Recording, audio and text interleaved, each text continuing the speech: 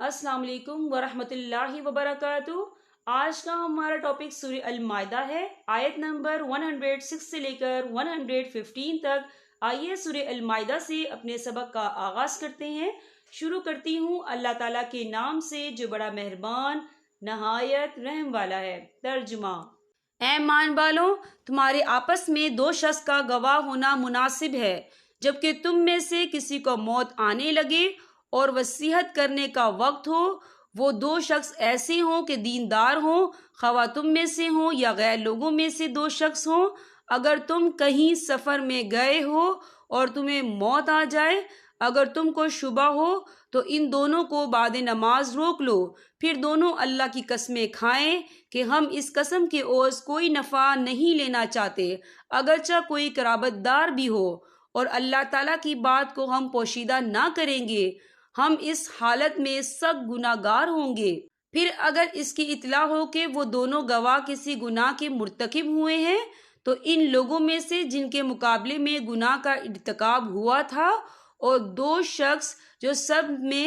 قریب تر ہیں جہاں وہ دونوں کھڑے ہوئے تھے، یہ دونوں کھڑے ہوں، پھر دونوں اللہ کی قسمیں کھائیں کہ بالیقین ہماری یہ قسم ان دونوں کی اس قسم سے زیادہ راست ہے اور ہم نے ذرا تجاوز نہیں کیا، ہم اس حالت میں سخت ظالم ہوں گے۔ یہ قریب ذریعہ ہے اس امر کا کہ وہ لوگ واقعہ کو ٹھیک طور پر ظاہر کریں یا اس بات سے ڈر جائیں کہ ان سے قسمیں لینے کے بعد قسمیں الٹی پڑ جائیں گی، اور اللہ تعالیٰ سے ڈرو اور سنو، اور اللہ تعالیٰ فاسق لوگوں کو ہدایت نہیں کرتا۔ جس روز اللہ تعالیٰ تمام پیغمبروں کو جمع کرے گا، پھر ارشاد فرمائے گا کہ تم کو کیا جواب ملا تھا؟ وہ عرض کریں گے کہ ہم کو کچھ خبر نہیں، تو ہی بے شک پوشیدہ باتوں کو پورا جاننے والا ہے۔ جبکہ اللہ تعالیٰ ارشاد فرمائے گا، اے عیسیٰ ابن مریم، میرا انعام یاد کرو جو تم پر اور تمہاری والدہ پر ہوا ہے۔ جب میں نے تم کو روح القدس سے تائید دی، تم لوگوں سے کلام کرتے تھے، گود میں بھی اور بڑی عمر میں بھی، جبکہ میں نے تم کو کتاب اور حکمت کی باتیں اور تورات اور انجیل کی تعلیم دی، اور جبکہ تم میرے حکم سے گارے سے ایک شکل بناتے تھے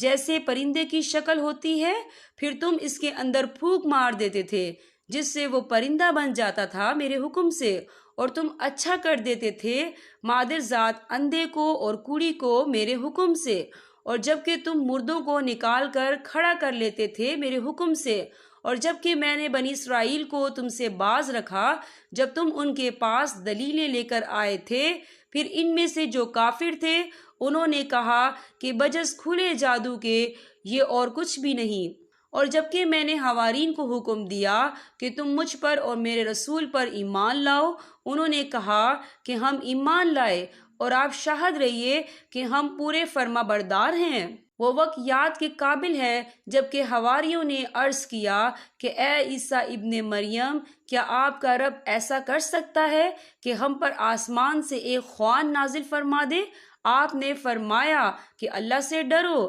اگر تم ایمان والے ہو۔ وہ بولے کہ ہم یہ چاہتے ہیں کہ اس میں سے کھائیں اور ہمارے دلوں کو پورا اطمینان ہو جائے اور ہمارا یہ یقین اور بڑھ جائے کہ آپ نے ہم سے سچ بولا ہے اور ہم گواہی دینے والوں میں سے ہو جائیں۔ عیسیٰ ابن مریم نے دعا کی کہ اے اللہ، اے ہمارے پروردگار، ہم پر آسمان سے کھانا نازل فرما کہ وہ ہمارے لیے، یعنی ہم میں جو اول ہیں اور جو بعد کے ہیں، سب کے لیے ایک خوشی کی بات ہو جائے اور تیری طرف سے ایک نشانی ہو جائے، اور تو ہم کو رزق عطا فرما دے، اور تو سب عطا کرنے والوں سے اچھا ہے۔ حق تعالیٰ نے ارشاد فرمایا کہ وہ کھانا تم لوگوں پر نازل کرنے والا ہوں، پھر جو شخص تم میں سے اس کے بعد ناحق شناسی کرے گا تو میں اس کو ایسی سزا دوں گا کہ وہ سزا دنیا جہان والوں میں سے کسی کو نہ دوں گا۔ یہاں پر ہمارے سبق کا اختتام ہوتا ہے۔ اللہ پاک ہم سب کو قرآن پاک پڑھنے، سمجھنے اور اس پر عمل کرنے کی توفیق عطا فرمائے۔ اب میں آپ سے اجازت چاہوں گی۔ السلام علیکم ورحمۃ اللہ وبرکاتہ۔